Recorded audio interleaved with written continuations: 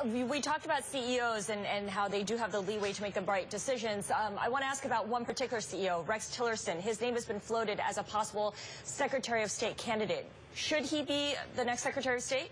You know, I'm certainly not going to comment on stuff like that. I mean, this is a choice that Donald makes with his advisory group, and I'm certainly not going to run ahead of Donald on who he should take and not take. I mean, look, he got elected president, not me.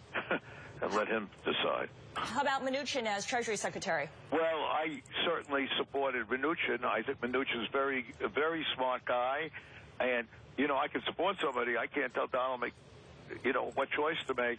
I think Steve is going to do a very good job, and I think it's a good choice. And I think Wilbur Ross, I know Mnuchin and I know Wilbur Ross, and I think they're both very, very smart guys, and I think they'll both do very well. But Donald made the last,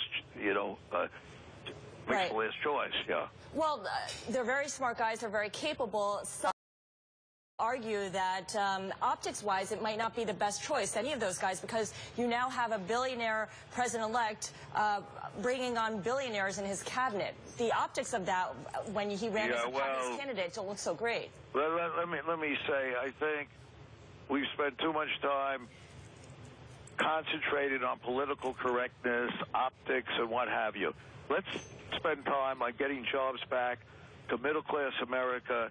For 8 years, there's been a drought of good jobs, and we live in the bubble of Manhattan Island.